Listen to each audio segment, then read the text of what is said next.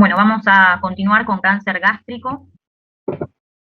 En cuanto a la epidemiología, un dato importante es que del 1 al 3% de los cánceres gástricos son de tipo difuso hereditario por la mutación del gen E-caderina, y en estos casos tiene indicación la gastrectomía profiláctica de ser diagnosticada esta mutación. En cuanto a la patogenia del cáncer gástrico, está en relación con el tipo de dieta, la infección con Helicobacter pylori, el tabaquismo, alcoholismo, y en pacientes que tienen el antecedente de gastrectomías con reconstrucción tipo Billroth 2, es frecuente la presencia o la aparición de un cáncer del muñón gástrico en estos casos. En cuanto a la histogénesis, hay dos tipos de cáncer gástrico, el tipo intestinal y el tipo difuso. En el caso del tipo intestinal, se produce a través de la transformación del epitelio por metaplasia intestinal. El cáncer de tipo difuso se atribuye a alteraciones en el cuello de las glándulas. Y en un 95% de los tumores son adenocarcinomas. Además, vale decir que el estómago es el sitio más común de linfomas en lo que sería el tracto gastrointestinal. En cuanto a la anatomía patológica, existe una clasificación que es la clasificación de Borman, que los divide en superficiales, ulcerados e infiltrantes, con diferentes subtipos según la macroscopía. Entonces tenemos, según la clasificación de Borman, el tipo 1, que es el vegetante localizado, el tipo 2, que es el ulcerado localizado, el tipo 3, que es el infiltrante difuso con ulceración, y el tipo 4, que es el infiltrante difuso sin ulceración.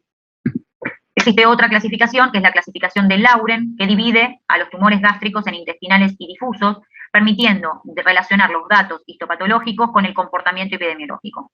Vamos a ver que el tipo intestinal es más frecuente en hombres, con una sobrevida del 20% a 5 años, es exofítico.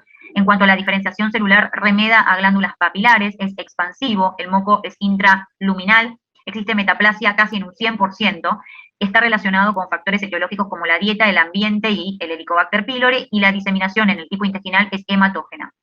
Mientras que el tipo difuso suele presentarse con mayor frecuencia en mujeres, con una sobrevida de 10% a 5 años, suele ser en la macroscopía úlcero infiltrante. La diferenciación es a células de tipo anillo en sello, esto es característico. El crecimiento es difuso, no cohesivo.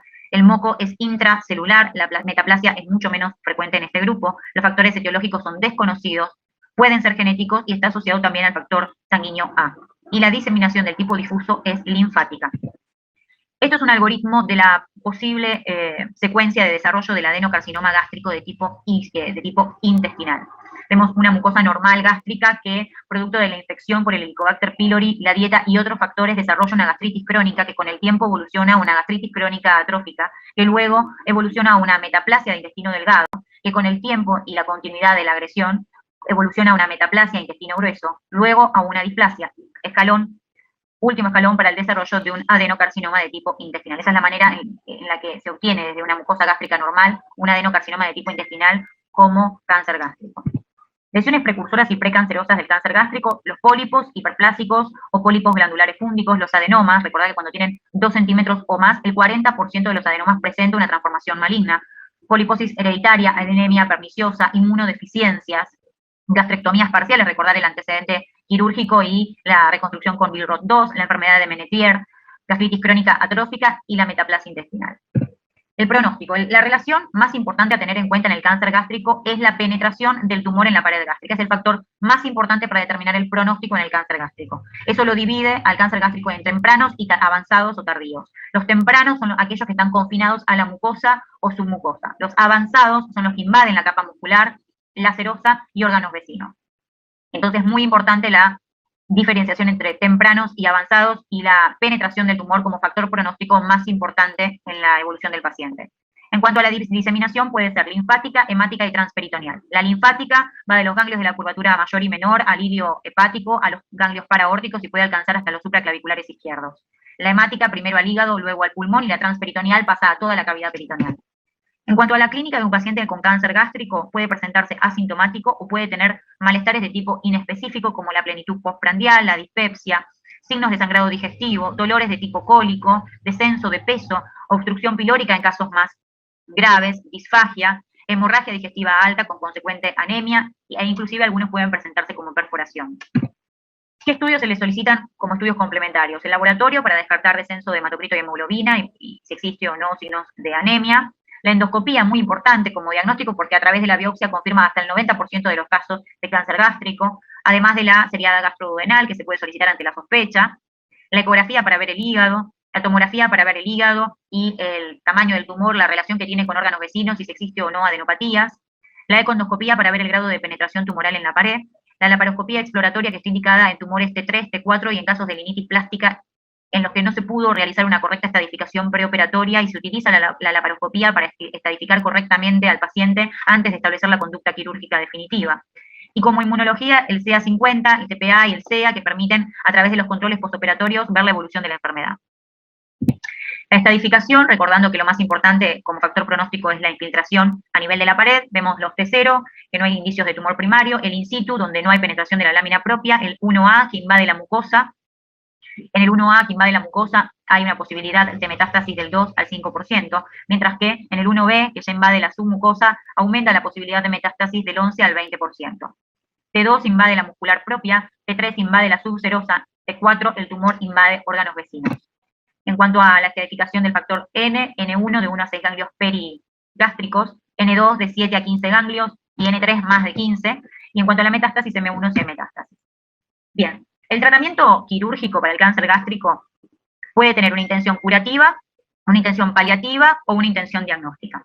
En aquellos con intención curativa, lo que hay que tener en cuenta es que básicamente hay que realizar una resección del tumor, que depende dónde está ubicado el tumor, puede requerir una gastrectomía total o puede alcanzar con una gastrectomía subtotal, asociada a una linfadenectomía, que como gold estándar para el cáncer gástrico es la linfadenectomía D2, la indicada. Entonces eso sería como el tratamiento más básico del cáncer gástrico, la resección gástrica total o subtotal con la linfadenectomía D2. Luego lo que voy a nombrar son distintas situaciones en las que se puede presentar un paciente. Por ejemplo, en tumores de cuerpo, fundus, yuxtacardiales y en casos de linitis, obviamente la indicación es la gastrectomía total, con reconstrucción en I de Rux. Es una manera de reconstruir la I de Rux, una manera de reconstruir el tránsito gastrointestinal luego de la resección. Y a esto se le debe asociar lo que dije antes, que es el vaciamiento D2. ¿Cuándo está indicado el vaciamiento D2? Siempre que tenemos N positivo o un tumor que va de 2, o sea, de T2 a T4A.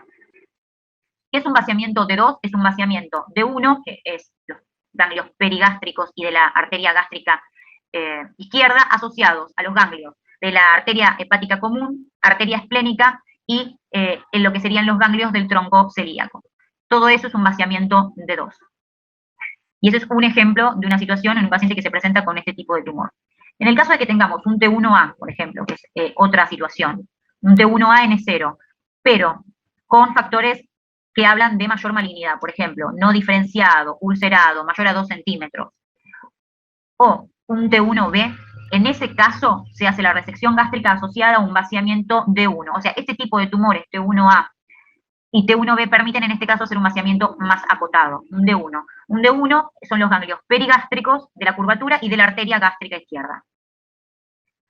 En el caso de que hablemos de un cáncer gástrico infiltrativo tipo 3 y 4, recordar que el margen libre proximal debe ser de 5 centímetros y distal de 2 a 3 centímetros postpíloro. Y hay una indicación, esa es otra opción, de resección mucosa endoscópica. Este tipo de tratamiento solo está indicado como indicación absoluta para el T1A, pero con factores de buen pronóstico, o sea, el T1A diferenciado, no ulcerado, menor a 2 centímetros. Por último, la gastrectomía laparoscópica, que tiene indicación en aquellos tumores que son T1 o T2 N0. Esto es un ejemplo de resección gástrica, en este caso subtotal, con una reconstrucción tipo Pilrot 2. Esto tendría indicación en tumores distales ubicados, por ejemplo, en el antro y en estadios tempranos. Y esta es una gastrectomía total con reconstrucción en I de Rux, otro tipo de reconstrucción del tránsito en este caso. Otros tipos de tratamiento quirúrgico en el cáncer gástrico es la cirugía paliativa, cuando el paciente presenta enfermedad diseminada, con buen estado general y no tiene ningún síntoma. Bueno, en ese caso se le puede ofrecer cirugía paliativa, por ejemplo, para flanquear la obstrucción producida por el tumor o alguna manera de alimentación alternativa.